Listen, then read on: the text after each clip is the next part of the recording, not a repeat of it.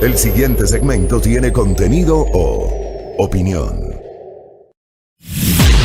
La entrevista en A Primera Hora. Analizamos los hechos del momento junto a sus protagonistas. Muy bien, 7:45. Dejemos de lado los temas de la corrupción, que con eso nos han tenido hablando.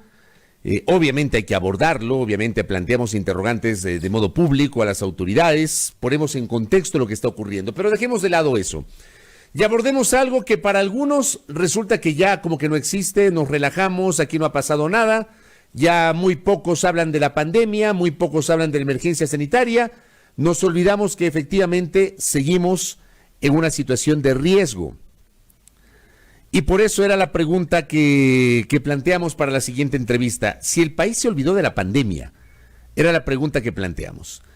Y hacemos esta pregunta porque, claro, el día de hoy dimos lectura a una nota del portal Primicias que da cuenta de que las cosas, amigos y amigas, lejos de convalecer, podrían complicarse, y eso le vamos a preguntar a nuestro siguiente invitado. Primicias publicaba hoy: estudio advierte ola de contagios en Quito para los primeros días de julio. Vamos a ver si eso es cierto. Vamos a dialogar en los siguientes minutos con el doctor Daniel Simancas. Él es académico y epidemiólogo. Nos atiende ahora mismo de modo virtual, de modo telemático. ¿Cómo le va, doctor? Bienvenido. Gracias, Fabricio. Nuevamente estamos aquí para aportar a la comunidad. Gracias. Aportemos justamente en ese sentido. ¿Es tanto así como publica Primicias hoy que hay el riesgo de una ola de contagios en Quito para el próximo mes? Efectivamente, hay una falsa percepción de seguridad dirigida también de parte de la autoridad sanitaria con mensajes de calma, de minimizando la pandemia. Obviamente que hay que esperar un par de semanas para que con la nueva apertura o cambio de semáforo, pues empiecen los nuevos contagios también. ¿Por qué llegamos a esa conclusión de que efectivamente para los primeros días de julio podría haber este riesgo de una ola de contagios en Quito, doctor Simancas?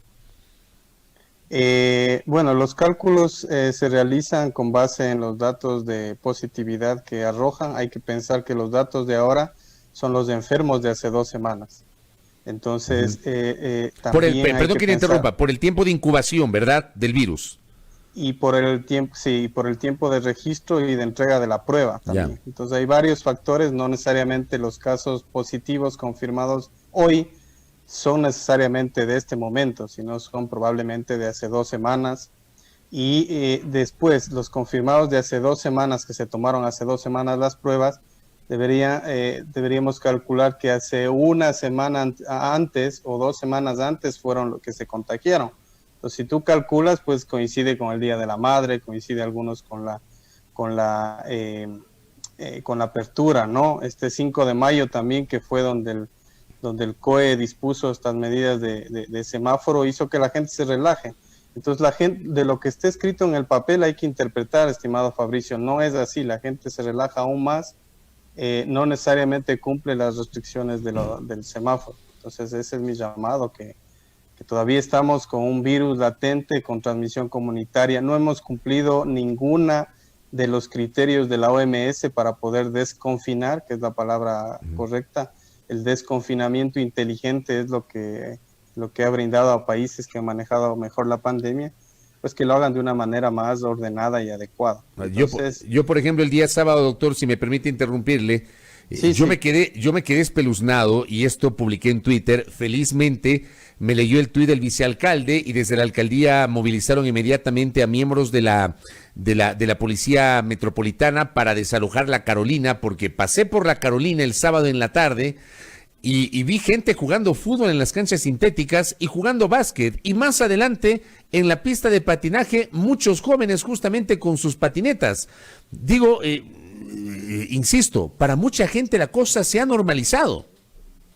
Es increíble porque estamos perdiendo todo lo que hemos ganado con este confinamiento, porque es decir, seríamos el único país en el mundo que ha logrado controlar el virus, ¿no? Todos los países se están preparando para una siguiente ola de contagios, para nuevos brotes, y la gente es más relajada, con falta de respeto muchas veces. Yo siempre lo comento que tuve que ir al registro civil, había una persona muy enferma que escupía en la vereda, se sacaba la mascarilla para hablar.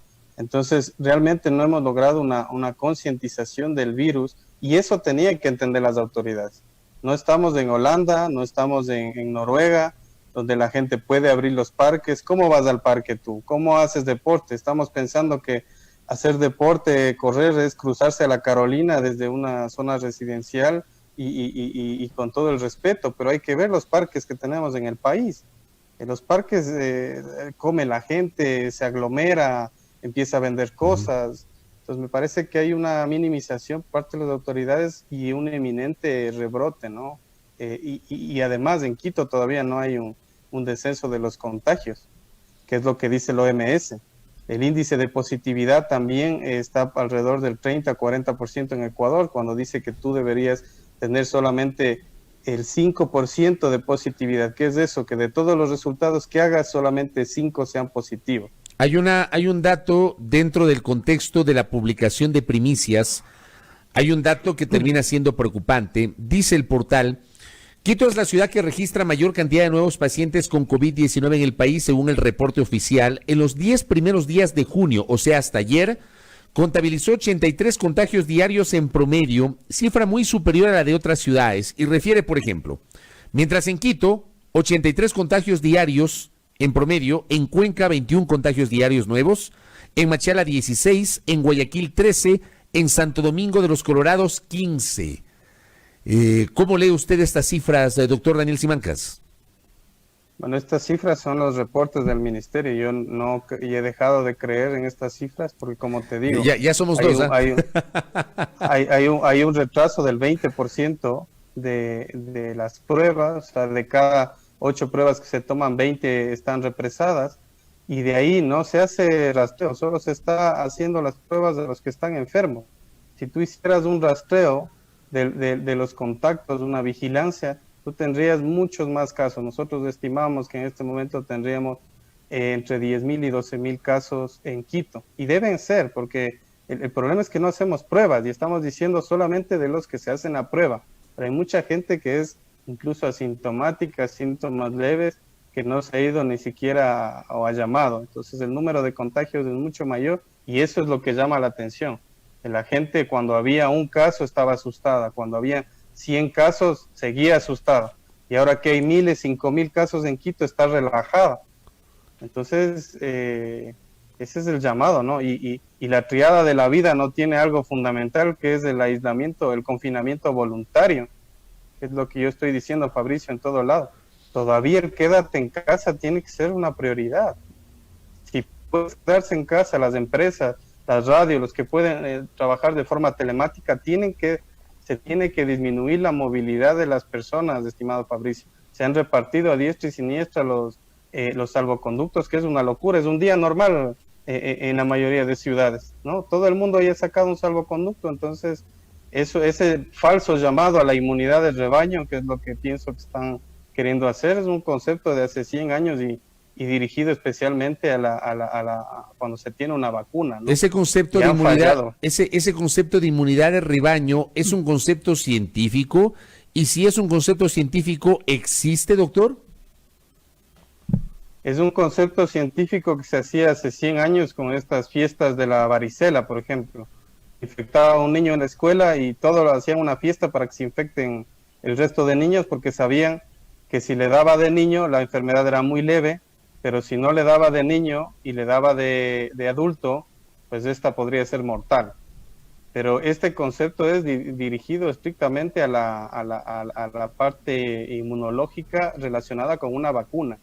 La probabilidad de que uno alcance inmunidad de rebaño es lejana. No sé si has visto, yo no he visto que en Guayaquil se sigan haciendo los estudios de cero prevalencia. No sé si te acuerdas tú, cada 15 días iban a reportar. Es porque no están obteniendo la famosa inmunidad de rebaño. Querían que Guayaquil tenga el 60-70% de inmunidad, ya no siguieron haciendo los estudios. No se sabe qué estudios harían, la metodología no ha sido contrastada por la academia. Has visto tú denuncias de gente que ha cobrado $90,000 por hacer ese estudio.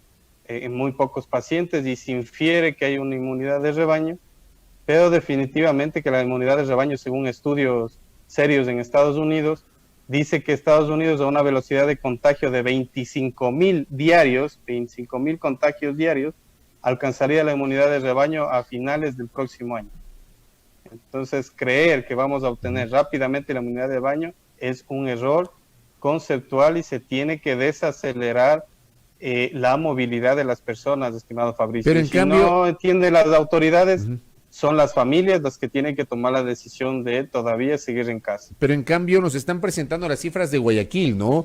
Algunos, digamos, algunas autoridades, algunos líderes de opinión, algunos periodistas, dirigentes empresariales presentan cifras de Guayaquil, que Guayaquil durante los últimos 17 días no ha reportado una sola muerte. Justamente me escribe ahora mismo un internauta y me dice, ¿qué pasó en Guayaquil que ya no reporta casos ni muertes como era antes? ¿Es así, doctor?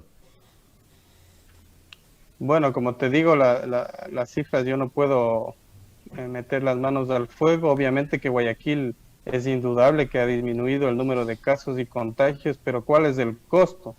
Existe un reporte de un exceso de mortalidad de 20,000 casos con respecto al promedio 2018-2019 de los mismos meses. Y este exceso de mortalidad hay que sumarle o hay que restarle a las muertes por accidentes de tránsito, por violencia, que bajaron terriblemente por el confinamiento. Pues tienes muchas más exceso de mortalidad. Entonces, si eso es lo que están pensando que Quito debería hacer, es decir, que tenga 20,000 muertos y luego empiecen a disminuir los casos, ese no es el mejor indicador. El mejor indicador es evitar las muertes de las personas. No es pasar rápidamente la pandemia, porque el costo de una vida es increíblemente importante. Ese es el indicador más preciso. Si es que han empezado a disminuir los casos en Guayaquil, que se ha reportado que ya no están yendo al hospital, están manteniéndose en casa, no reportan las muertes, porque si van al hospital, del hospital no salen. Ha disminuido, es indudable, porque esa es la historia natural de esa enfermedad. La enfermedad sale del cuerpo de las personas y si mucha gente se ha contagiado, se está desacelerando los indicadores de contagio, pero eso no quita que haya nuevos brotes. Entonces Guayaquil tiene que prepararse para una nueva oleada, que es lo que se está reportando en todo el mundo, ¿no? ¿Y en Quito para qué nos preparamos, doctor? Con todos los antecedentes. ¿Qué hacemos en Quito? En Quito tuvimos un pico a finales de abril, que lo pronosticamos también, y vamos a tener en un par de semanas un nuevo pico, y así probablemente sigamos teniendo más brotes dependiendo de las restricciones que se haga. Es decir, la curva no es parecida a la de Guayaquil, la curva será más larga y probablemente tengamos una menor mortalidad, que es lo que se quiere. Pero ¿cómo logramos una menor mortalidad? Con salas con camas de terapia intensiva, con habilitación de los hospitales que se está haciendo. O sea, no es solamente habilitar el área de traumatología con 40 camas más. ¿Quién está atendiendo a esos pacientes?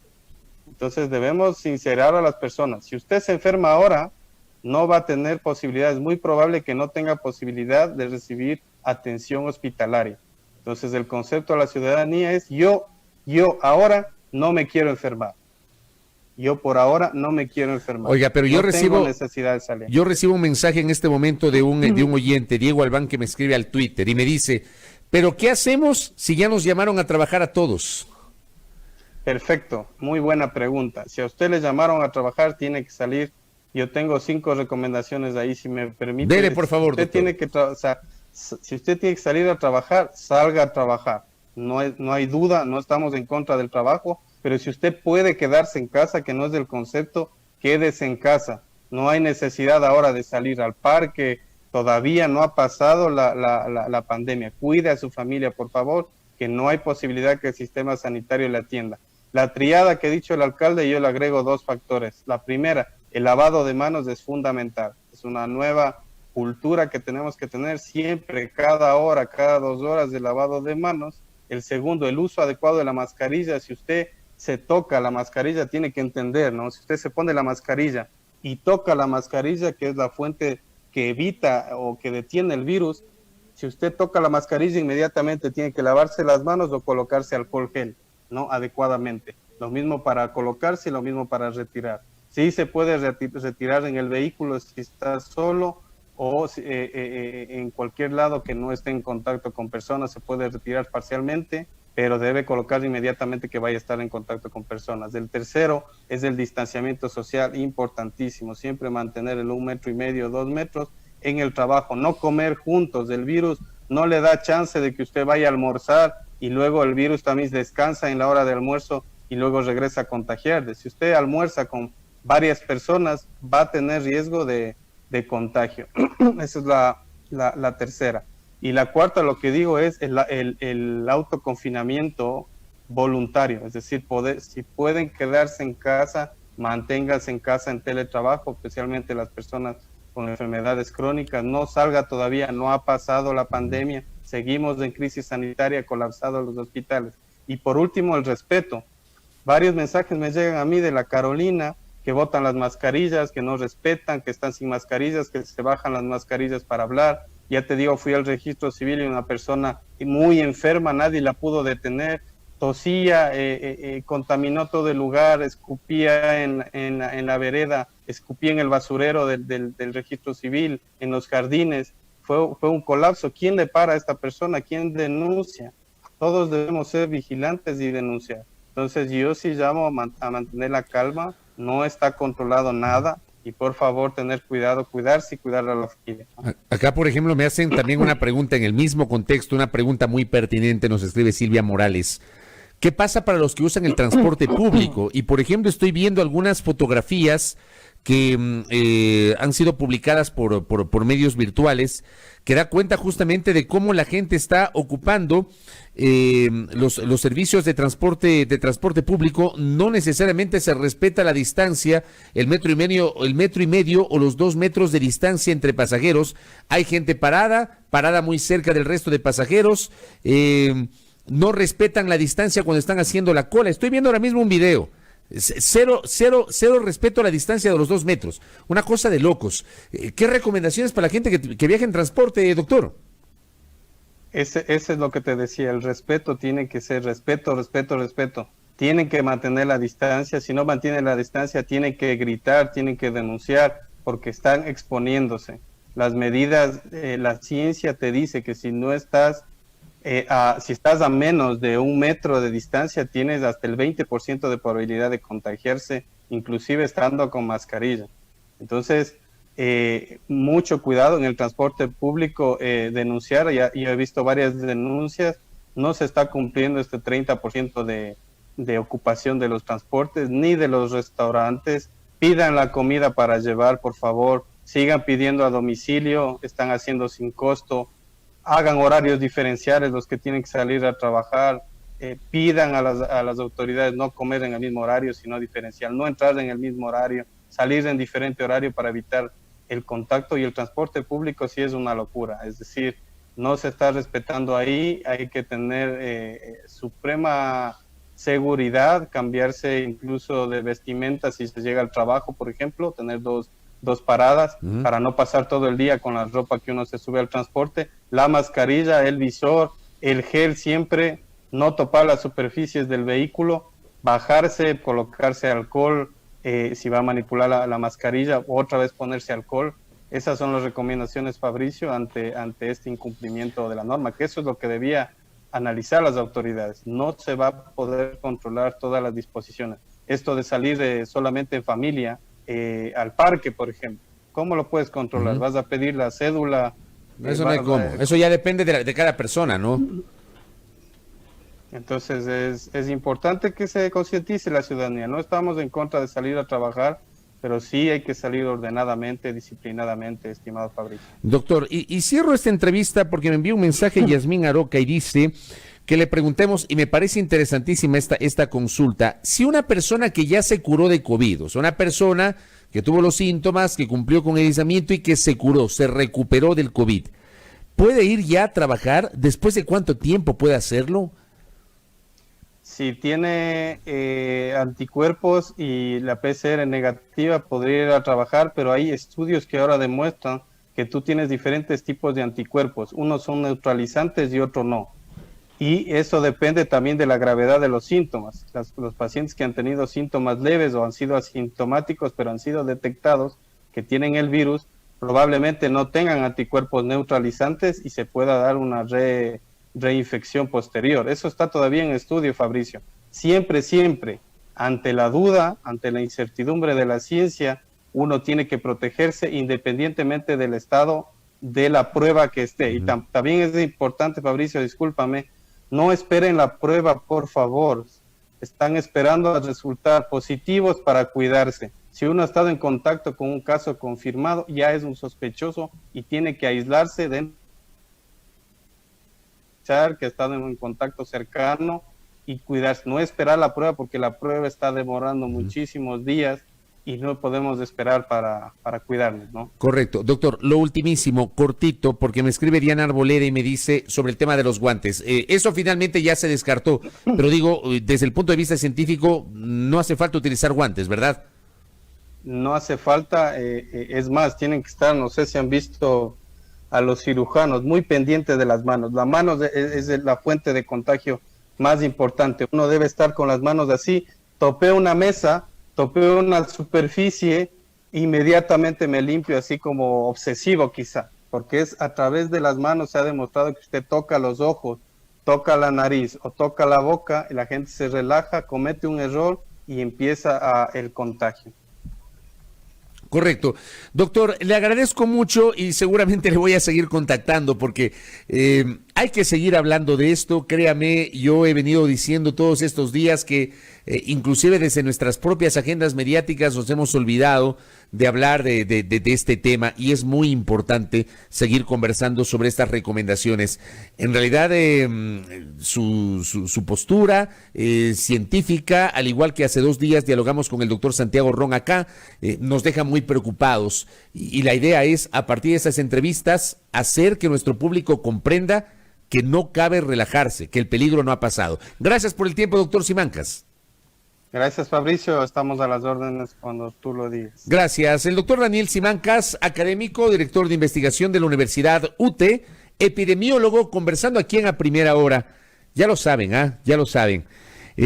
Rafa Galeano dice, no se saben horarios, cuál es la hora pico, dónde hay información. Este es el tema, o sea, es de lado y lado. Por un lado necesitamos mayores detalles por parte de las autoridades. Y por otra parte también las medidas de seguridad, de protección que nosotros podamos generar. Y es verdad, mensajes que nos escriben y dicen, bueno, ya no hay cómo quedarse en la casa y que ir a trabajar. Del banco nos presionan para hacer los pagos. Si no trabajo, no gano. Si no gano, no puedo ir a pagar. Es verdad. Si toca, si corresponde hacerlo, por favor, tomen las medidas de seguridad, tomen las precauciones, utilicen la mascarilla. Hay que hacerlo. Yo he visto gente que anda en la calle sin mascarilla. Utilicen la mascarilla. El otro día estuve en un centro comercial, me llamó muy positivamente la atención que en ese centro comercial han colocado inclusive en zonas donde no corresponde dispensadores de gel, de alcohol, inclusive para el lavado de manos. No en el baño, sino en zonas donde transita la gente. O sea, eso está bien. Hay que tomar en cuenta estas medidas de seguridad. El tema de los buses, por ejemplo, estoy revisando un video donde la gente no respeta el 1,5 metros, 2 metros de distancia por la desesperación de abordar el bus. También los conductores a veces no esperan a que la gente pueda subir, sino que enseguida arrancan. Entonces viene la desesperación de la gente por subirse al bus. O sea, esto es de parte y parte. Nos hemos relajado demasiado. Ojalá que las previsiones que hay para julio no lleguen a cumplirse. Para el debate y la reflexión. 8:09 en A Primera Hora.